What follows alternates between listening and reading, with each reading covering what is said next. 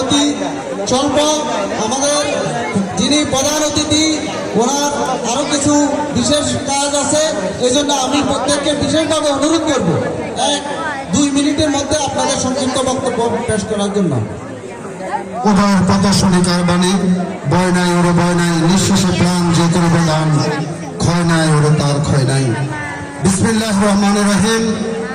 আজকে ঐতিহ্যবাহী বড়কাশতলা উচ্চ বিদ্যালয়ের বার্ষিক ক্রীড়া প্রতিযোগিতা অনুষ্ঠানের সম্মানিত সংগ্রামী সভাপতি, আজকের এই অনুষ্ঠানের প্রধান আকর্ষণ এই এলাকার কৃতি সন্তান, আপনাদের সুপরিচিত ব্যক্তিত্ব, বাংলাদেশ সচিবালয়ের মহামান্য সচিব জনাব আনারুল্লাহ সাহেব সহ উপস্থিত আমাদের এই স্টেজে যারা আজকে বিশেষ অতিথি হিসেবে উপস্থিত হয়েছেন 4 নং উত্তর জেলা ইউনিয়ন থেকে বিভিন্ন সংগঠনের নেতৃবৃন্দ উপস্থিত হয়েছেন, বিভিন্ন এলাকা থেকে গণ্যমান্য ব্যক্তিবর্গ উপস্থিত আছেন, বড়কাশতলা হাই স্কুলের সম্মানিত শিক্ষক শিক্ষিকা বৃন্দ এবং ছাত্রছাত্রীবৃন্দ, সবাইকে আমার রক্তিম শুভেচ্ছা ও সালাম।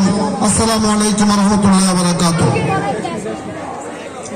সম্মানিত এলাকাবাসী, আজকে যে মুহূর্তে এখানে এসে উপস্থিত হয়েছে, অনেকদিন পর আজকে এখানে উপস্থিত হতে পেরে আল্লাহ দরবারে শুকরিয়া জ্ঞাপন করেছি।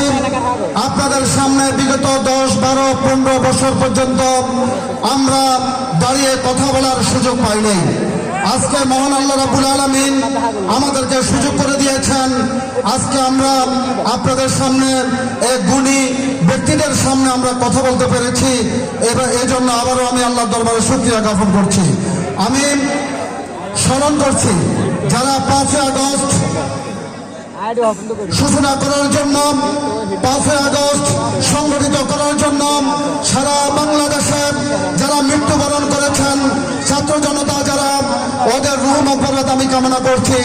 সাথে সাথে যারা আজকে বিভিন্ন হাসপাতালে মৃত্যুর সাথে পাঞ্জা লড়ছেন, যারা আহত হয়েছেন, ওদের সুস্বাস্থ্য কামনা করছি।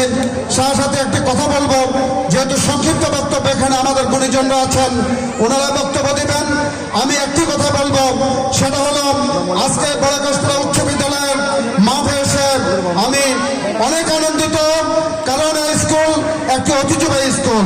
এই স্কুলের ছাত্রছাত্রীবৃন্দ, আমাদের হেডমাস্টার সাহেব বলে গিয়েছেন যে আগের তুলনায় পরীক্ষার্থীদের রেজাল্ট অনেক ভালো হচ্ছে, এজন্য আমরা আনন্দিত হয়েছি। কিন্তু এই আনন্দের মাঝে আপনাদেরকে বলবো, এই স্কুলের যারা দায়িত্বে এসেছেন, বিগত দিনে যারা দায়িত্ব ছিলেন, আমরা সবার প্রতি সম্মান প্রদর্শন করে বলবো, আজকে যারা দায়িত্বে এসেছেন ওনাদেরকে আমরা আহ্বান করব, এই স্কুলের বিভিন্ন সমস্যা এবং ত্রুটি বিচ্ছুতি আছে, ম্যানেজিং কমিটি যদি ইচ্ছা করে, আমি লালচাঁদপুর আজারিয়া সিনিয়র মাদ্রাসার একজন সদস্য হিসেবে আমি যতটুকু গত 4 মাস অবজারভেশন করেছি, আমি মাদ্রাসা ফাজিল মাদ্রাসার একজন সদস্য হিসেবে আমি যতটুকু অবজারভেশন করেছি, আমার অবজারভেশনে আমি বলবো, যদি আপনারা ম্যানেজিং কমিটির প্রত্যেকজন সদস্য দায়িত্ব পালন করেন, তাহলে স্কুলের সকল ভুল ত্রুটি উদ্ধার রেখে স্কুলকে আপনারা সারা ইউনিয়নে না, সারা মনোহরগঞ্জ উপজেলার একটি আদর্শ স্কুল হিসেবে আপনারা পরিগণিত করতে পারবেন ইনশাআল্লাহ।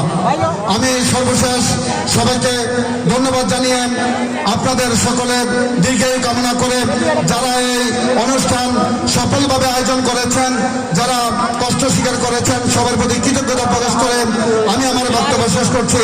আল্লাহ হাফেজ, সবাইকে ধন্যবাদ। আসসালামু আলাইকুম ওয়া রাহমাতুল্লাহি ওয়া বারাকাতুহু।